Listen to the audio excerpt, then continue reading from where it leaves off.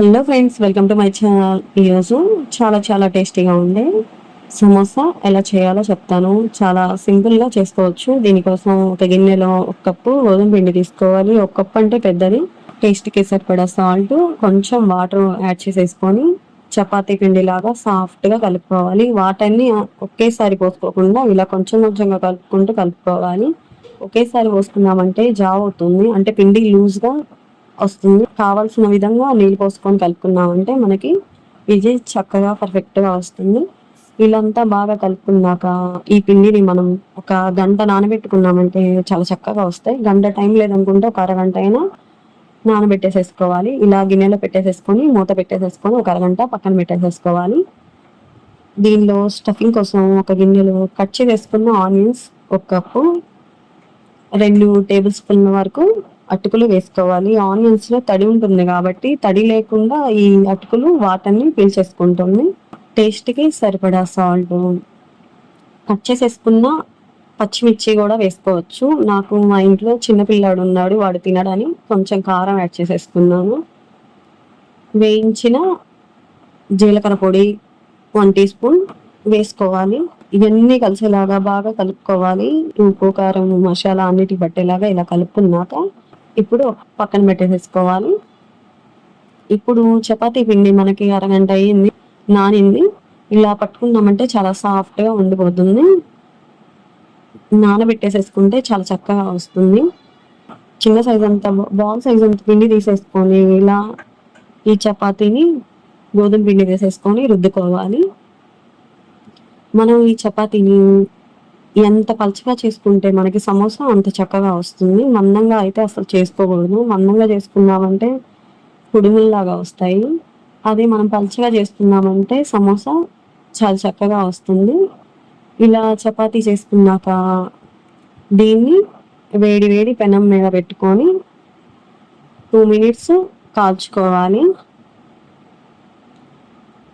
మరీ ఎక్కువగా కాల్చకూడదు, లైట్గా బబుల్స్ వచ్చే విధంగా కాల్చుకోవాలి ఈ చపాతీని. ఈ నూనె అలాంటివి ఏమి వేయకుండా ప్లెయిన్ గానే కాల్చుకోవాలి దీన్ని. ఇలా కొంచెం బబుల్స్ వచ్చాక దీన్ని రెండో వైపు తిప్పుకొని కాల్చుకోవాలి. ఇలా కాల్చుకుంటే సరిపోతుంది ఈ చపాతీ. ఇలా మిగతా చపాతీలను కూడా కాల్చుకొని రెడీగా పెట్టుకోవాలి. అలా చేసుకున్నామంటే మనకి త్వరగా అయిపోతుంది. ఈ సమోసాలు వేయించుకోవడానికి కడాయిలో నూనె పోసుకొని నూనె వేడెక్కే లోపల మనం ఈ సమోసా సీడ్స్ని రెడీ చేసేసుకోవచ్చు. ఇలా అన్ని చపాతీలు ఒక దగ్గర పెట్టేసేసుకోవాలి. ఇప్పుడు ఫస్ట్ ఒక చపాతీ తీసుకొని చాక్తో ఇలా పొడుగ్గా కట్ చేసేసుకోవాలి.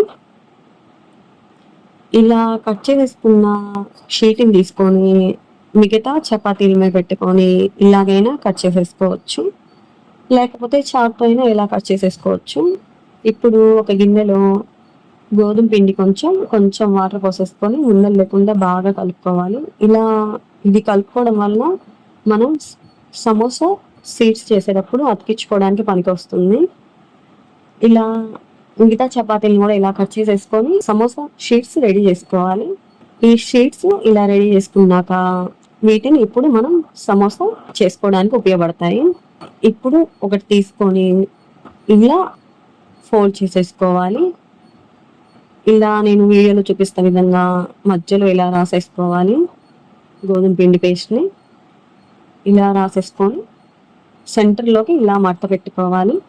ఇలా సెంటర్లో మడత పెట్టుకున్నాక ఇలా కొంచెం మనం ఒత్తామంటే ఆ పేస్ట్ దీనికి అతుక్కుపోతుంది. ఇప్పుడు ఇలా రెండో వైపు కూడా ఈ గోధుమ పిండి పేస్ట్ని ఇలా రాసుకొని వీడియోలో చూపిస్తున్న విధంగా ఫోల్డ్ చేసుకోవాలి. ఈ కొంచెం లైట్గా అద్దాలి. ఇలా అద్దడం వల్ల ఏంటంటే అతుక్కుపోతుంది, విడిగా ఉండకుండా. అద్దలేదనుకోండి విడిపోతుంది నూనెలో వేసినప్పుడు. ఇలా లైట్గా అద్దుకోవాలి. ఇలా చేసుకున్నాక ఇప్పుడు ఇందులో మనం ఉల్లిపాయలు ఇందాక చేసుకున్నాం కదా స్టఫింగ్కి, ఇది వేసుకోవాలి. దీనిలో మరీ ఎక్కువ వేసుకోకూడదు, మరీ తక్కువ లేకుండా వేసుకోవాలి.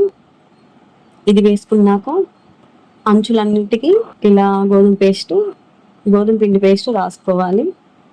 ఇదంతా బాగా రాసుకున్నాక మొత్తం ఇలా వీడియోలో చూపిస్తున్న విధంగా ఇలా ఫోల్డ్ చేసేయాలి.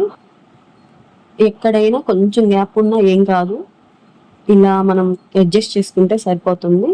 ఇలా మిగతావి కూడా సమోసాలు రెడీ చేసేసుకొని పెట్టుకున్నామంటే, నూనె కాగిందంటే చాలు, ఇలా సమోసాలన్నీ రెడీ చేసి పక్కన పెట్టేసేసుకున్నామంటే చాలా సింపుల్గా సమోసాని ఫ్రై చేసేసుకోవచ్చు. కొంచెం ఇవి చేయడమే టైం పడుతుంది. ఇలా సమోసాలని రెడీ చేసేసుకొని పెట్టుకోవాలి. ఇప్పుడు నూనె ఇందాకే మనం పెట్టుకున్నాం కాబట్టి కాగింది. ఫ్లేమ్ని మీడియం ఫ్లేమ్లో పెట్టుకోవాలి. మనం ఏవి ఫ్రై చేసుకున్నా కానీ హై ఫ్లేమ్లో కాకుండా మీడియం ఫ్లేమ్లో వేపుకున్నామంటే చాలా చక్కగా వస్తాయి. హై ఫ్లేమ్లో పెట్టుకున్నామంటే పైకి కాలుతాయి కానీ లోపల పచ్చిగా ఉంటాయి. అందుకని మీడియం ఫ్లేమ్ మీద పెట్టుకొని ఈ సమోసాలను ఫ్రై చేసేసుకోవాలి. ఇవి వేసాక ఒక 2 మినిట్స్ మనం కదిలించకుండా ఉండాలి. 2 నిమిషాల తర్వాత అటు సెకండ్ సైడ్ కూడా తిప్పేసుకొని వీటిని ఫ్రై చేసేసుకోవాలి. ఇలా ఫ్రై చేసేసుకున్నాక ఒక టిష్యూ పేపర్ ప్లేట్లో తీసేసుకుంటే ఏదైనా ఎక్స్ట్రా ఆయిల్ ఉన్నా క్లీన్ చేసుకుంటుంది. చాలా చాలా టేస్టీగా ఉండే గోధుమ పిండితో సమోసా మీరు కూడా ఒకసారి ట్రై చేయండి, తప్పకుండా మీకు కూడా నచ్చుతుంది. మైదా పిండి కన్నా కూడా గోధుమ పిండి తింటే మన ఆరోగ్యానికి చాలా మంచిది కాబట్టి ఇలా హెల్తీగా మీరు కూడా మీ పిల్లలకి ఇంట్లో చేసి పెట్టండి. టేస్ట్ కూడా చాలా చాలా బాగుంటుంది. లాస్ట్‌లో ఇలా మనం పచ్చిమిర్చి గూడా వేపుకున్నామంటే సమోసా తినేటప్పుడు ఈ పచ్చిమిర్చి కూడా నచ్చుకుంటే చాలా చాలా టేస్టీగా ఉంటుంది. కొంచెం కారం తినే వాళ్ళకి ఇలా పచ్చిమిర్చి కంపల్సరీ ఉండాలి. ఇలా చాలా చాలా టేస్టీగా ఉండే, హెల్తీగా ఉండే సమోసా మీరు గూడా ఒకసారి ట్రై చేయండి. తప్పకుండా మీకు కూడా నచ్చుతుంది. సమోసా చెయ్యడమే కొంచెం టైం పడుతుంది గానీ, ఫ్రై చేసుకోవడం మిగతావన్నీ కూడా ఫాస్ట్‌గానే అయిపోతుంది. కొంచెం కష్టపడ్డామంటే చాలా హెల్తీగా ఇంట్లోనే ప్రిపేర్ చేసేసుకోవచ్చు. ఐ హోప్ నా వీడియో కనుక మీకు నచ్చినట్లయితే please like, share and subscribe. Thank you.